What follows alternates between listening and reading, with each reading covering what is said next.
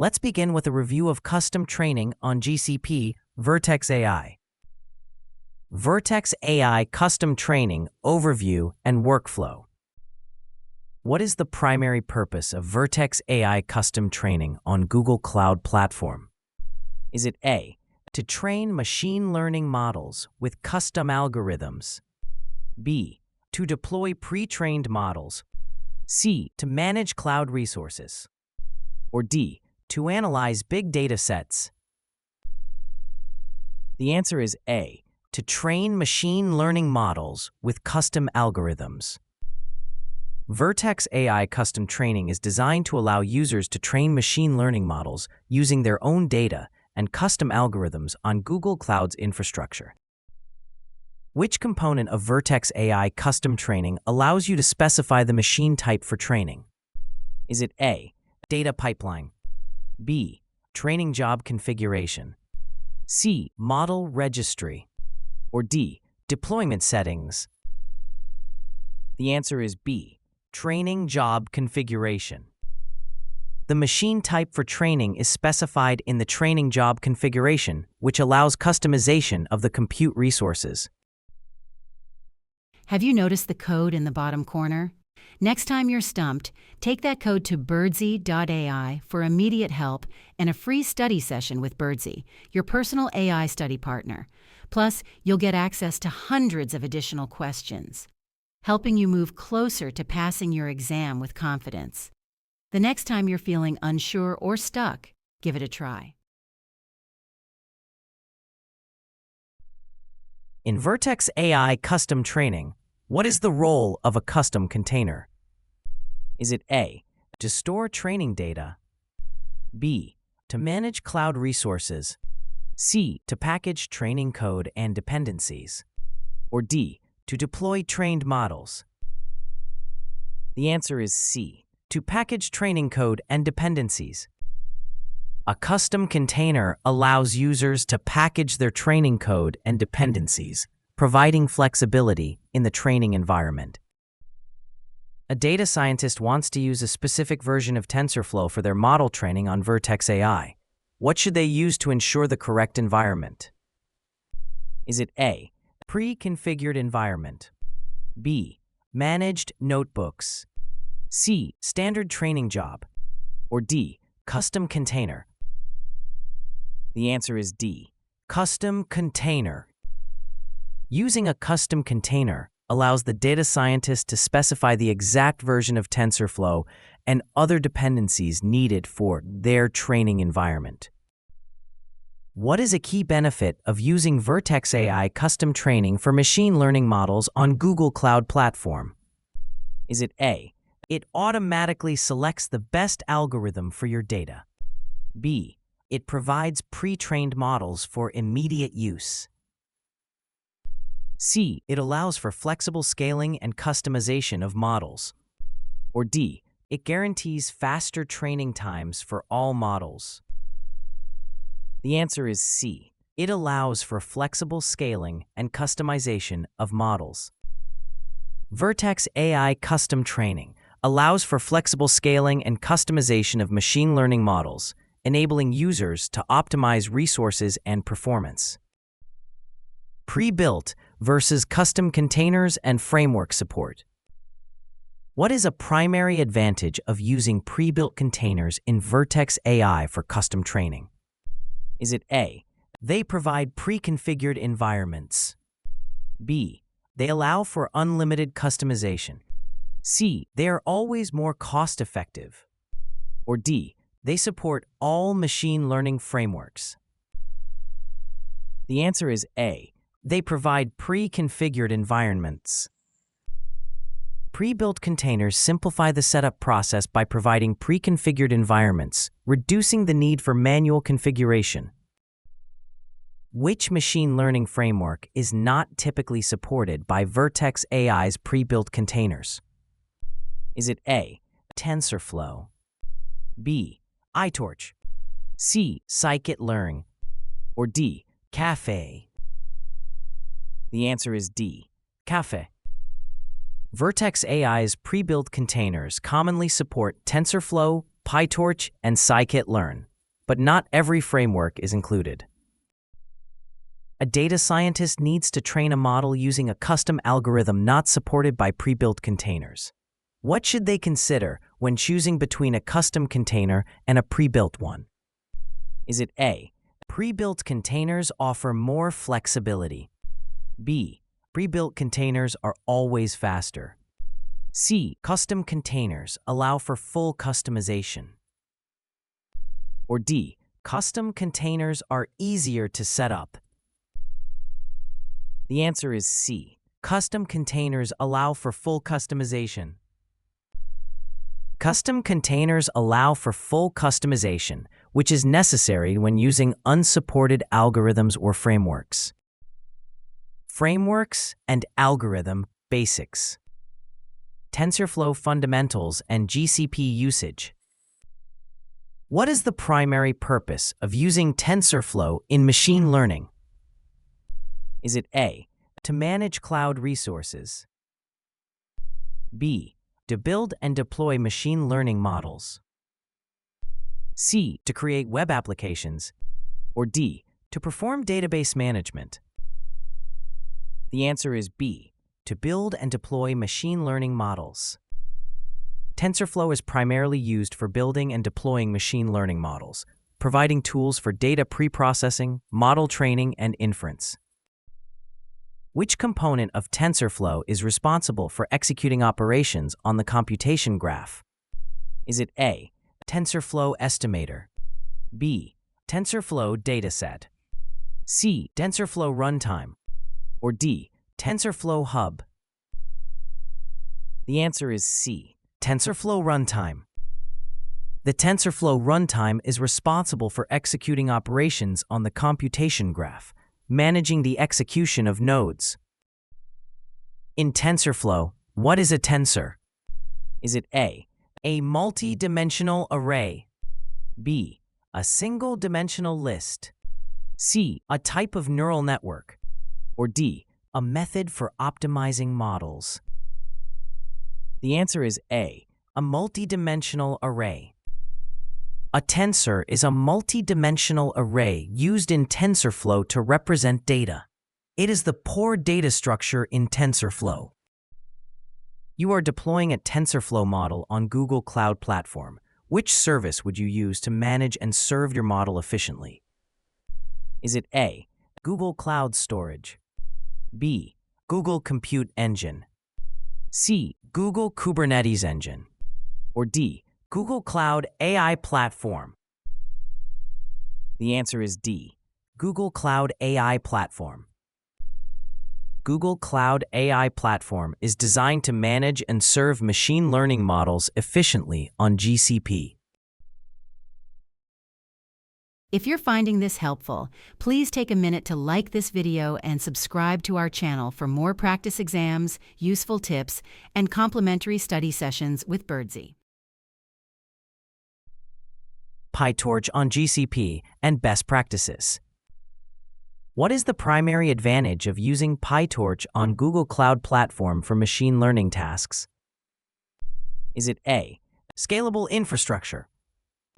B, built-in data visualization tools? C, pre-installed machine learning models? Or D, automatic code optimization? The answer is A, scalable infrastructure.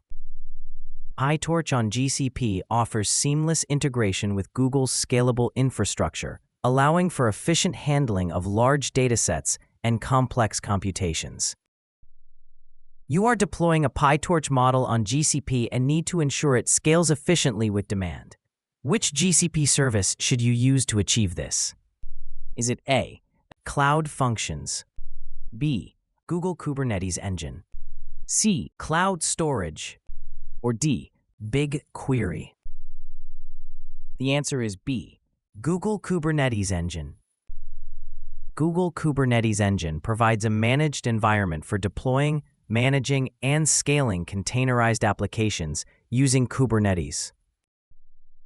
When using PyTorch on GCP, which practice is crucial for optimizing training performance? Is it A, choosing the latest GPU model? B, using pre-trained models? C. Optimizing data input pipelines. Or D. Increasing batch size. The answer is C. Optimizing data input pipelines. Why this question may seem a bit tricky. It might be tempting to focus on hardware choices, but optimizing data input pipelines is crucial for performance. Scikit-learn, use cases, limitations, deployment. What is a common use case for scikit-learn in machine learning projects? Is it A. Implementing classification algorithms? B. Developing deep learning models?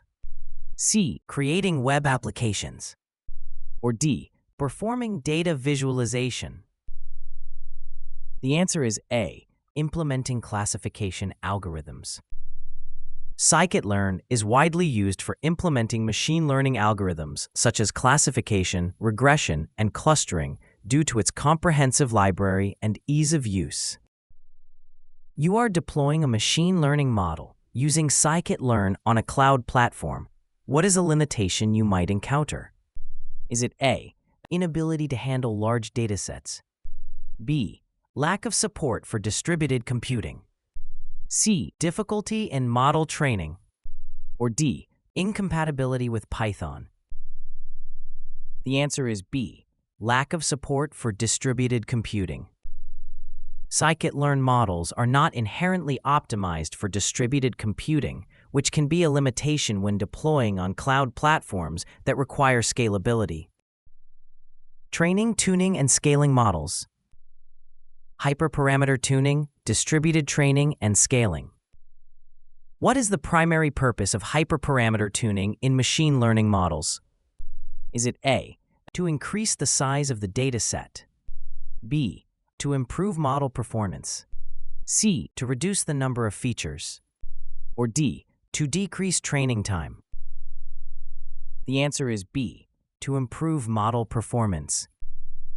Hyperparameter tuning aims to optimize the performance of a model by finding the best set of hyperparameters, which are not learned from the data. Which method is commonly used for distributed training of machine learning models? Is it A. Data parallelism? B. Feature scaling? C. Gradient clipping? Or D. Batch normalization? The answer is A. Data parallelism. Data parallelism is a common method where the dataset is split across multiple nodes, each training a model copy. What is a common challenge when scaling machine learning models? Is it A. Decreasing model accuracy? B. Reducing data size? C. Communication overhead? Or D. Simplifying model architecture? The answer is C. Communication overhead. Communication overhead increases as more nodes are added, which can slow down training. You are training a model on a large dataset using multiple GPUs. What is a key factor to consider to ensure efficient distributed training? Is it A. Increasing batch size? B. Using a single GPU? C. Reducing learning rate? Or D. Efficient data sharding? The answer is D. Efficient data sharding. Efficient data sharding ensures each GPU processes a unique data subset, maximizing parallelism and minimizing redundancy. In hyperparameter tuning, why might a grid search not always be the best approach? Is it A. It guarantees finding the optimal parameters? B. It can be computationally expensive? C. It is faster than random search? Or D. It requires less data? The answer is B. It can be computationally expensive. Why this question may seem a bit tricky. Grid search is exhaustive, but can be inefficient with large hyperparameter spaces, leading to high computational costs. Monitoring, debugging, and profiling training jobs. What is the primary purpose of using TensorBoard during model training? Is it A. To increase the speed of training? B. To visualize metrics and monitor training? C. To automatically tune hyperparameters? Or D. to deploy models to production? The answer is B, to visualize metrics and monitor training. TensorBoard is used to visualize metrics like loss and accuracy, helping to monitor and debug training jobs effectively. During a model training session on GCP, you notice that the training loss is decreasing, but the validation loss is increasing. What does this indicate? Is it A, the model is underfitting? B, the model is well-tuned? C, the model is overfitting? Or D, the data is corrupted? The answer is C, the model is overfitting. This scenario indicates overfitting, where the model performs well on training data but poorly on validation data. When profiling a training job, which metric would most directly indicate a bottleneck in data input pipeline performance? Is it A, input data loading time? B, GPU utilization? C, model accuracy? Or D, training loss? The answer is A, input data loading time. Why this question may seem a bit tricky. It requires distinguishing between various metrics. Input pipeline bottlenecks are best indicated by the input data loading time. Don't forget to comment below with your tips, challenges, and thoughts on exam preparation. Your experiences can make a big difference for others. Deployment and model serving. Serving TensorFlow/PyTorch Scikit models on Vertex AI endpoints. What is the primary purpose of using Vertex AI endpoints for serving models?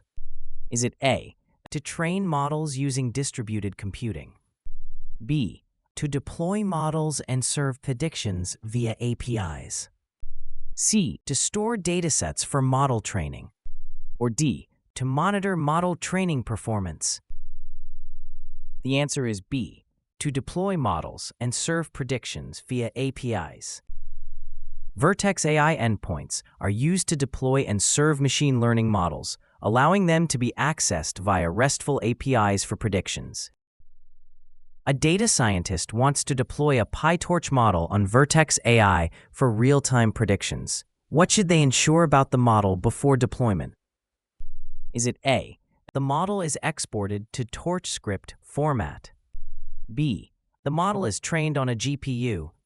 C, the model is converted to TensorFlow format? Or D, the model is compressed to reduce size? The answer is A, the model is exported to Torch script format. The model must be exported to a format compatible with Vertex AI, such as Torch script, to ensure it can be served correctly. Which framework is not directly supported for model serving on Vertex AI endpoints? Is it A, TensorFlow? B, PyTorch? C, RA? Or D, Scikit-learn? The answer is C, R. Vertex AI supports TensorFlow, PyTorch, and Scikit-learn models, but not directly for R models. When deploying a TensorFlow model on Vertex AI endpoints, what is a potential pitfall related to the model's input signature? Is it A, the model must be trained on Vertex AI? B, the model must have a defined input signature? C, the model must be converted to ONNX format? Or D, the model must be in a Docker container? The answer is B, the model must have a defined input signature. Why this question may seem a bit tricky. TensorFlow models require a defined input signature for serving, but it's easy to overlook this requirement, leading to deployment issues. Model versioning, rollouts, and A/B testing. What is the primary purpose of model versioning in deployment? Is it A, to increase model accuracy? B, to track changes and manage updates? C, to reduce deployment costs? Or D, to enhance model interpretability? The answer is B, to track changes and manage updates. Model versioning allows teams to track changes, manage updates, and ensure reproducibility of machine learning models over time. A company wants to test a new model version against the current one to evaluate performance. What method should they use? Is it A, shadow testing, B, canary deployment, C, A/B testing, or D, blue-green deployment? The answer is C, A/B testing. A/B testing allows the company to compare two versions by splitting traffic and measuring performance differences. In model rollouts, what is a common misconception about canary deployments? Is it A, they are used to test new features, B, they involve gradual rollout, C, they ensure zero downtime, or D, they are the final step before full deployment? The answer is D, they are the final step before full deployment. Why this question may seem a bit tricky, canary deployments are often misunderstood as a final step rather than an intermediate testing phase. Evaluation, metrics, and model validation. Evaluation metrics relevant to each framework, accuracy, RMSE, etc. What is the primary purpose of using RMSE as an evaluation metric in regression models? Is it A, to measure the model's precision, B, to assess the average magnitude of prediction errors, C, to evaluate the model's recall, or D, to determine the model's robustness? The answer is B, to assess the average magnitude of prediction errors. RMSE is used to measure the average magnitude of the errors between predicted and actual values, providing insight into the model's accuracy. A data scientist is evaluating a classification model's performance on a balanced data set. Which metric should they prioritize to ensure the model's predictions are accurate? Is it A, accuracy, B, F1 score, C, precision, or D, recall? The answer is A, accuracy. Accuracy is a suitable metric for balanced datasets as it measures the proportion of correct predictions out of all predictions made. Cross validation, bias variance, overfit detection. What is the primary purpose of cross-validation in model evaluation? Is it A, to increase the model's accuracy, B, to assess the model's ability to generalize, C, to reduce the model's complexity, or D, to improve the model's training speed? The answer is B, to assess the model's ability to generalize. Cross-validation is used to assess how the results of a statistical analysis will generalize to an independent data set. It helps in detecting overfitting and ensures the model's performance is reliable. When using cross-validation, what might indicate that a model is overfitting? Is it A, high training score and high validation score, B, low training score and low validation score, C, high training score and low validation score, or D, low training score and high validation score? The answer is C, high training score and low validation score. Why this question may seem a bit tricky, overfitting is indicated by a large discrepancy between training and validation scores, not just a low validation score alone. Risks, limitations, and best practices. Framework limitations, hardware memory constraints. What is a common limitation of using custom algorithms on GCP in terms of hardware constraints? Is it A, unlimited scalability, B, hardware configuration restrictions, C, lack of algorithm customization, or D, inability to integrate with other services? The answer is B, hardware configuration restrictions. Custom algorithms on GCP may face limitations due to the specific hardware configurations available, which can restrict performance optimization. A developer is deploying a machine learning model on GCP and notices high memory usage. what should they consider to optimize performance?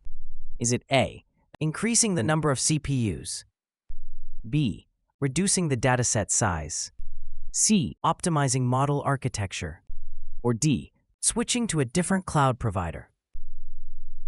The answer is C, optimizing model architecture. Optimizing memory usage often involves adjusting the model's architecture or using more efficient data processing techniques. Security, data leakage, reproducibility, version compatibility. What is a common risk associated with version compatibility when deploying custom algorithms on GCP?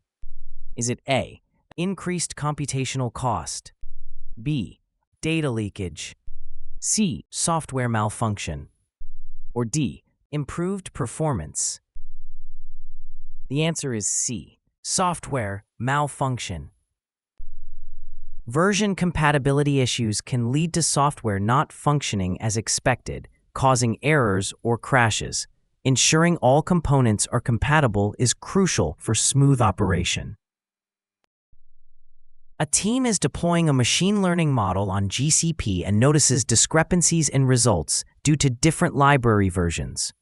What should they focus on to ensure reproducibility? Is it A, standardizing library versions, B, increasing computational resources, C, encrypting data, or D, implementing data anonymization? The answer is A, standardizing library versions. Ensuring all team members use the same library versions helps maintain consistency in results, which is crucial for reproducibility. Thanks for joining us today. If you found this video helpful, subscribe to our channel for more practice exams, tips, and tricks. And don't forget to visit Birdsy.ai for complimentary study sessions with Birdsy, your AI-powered study partner.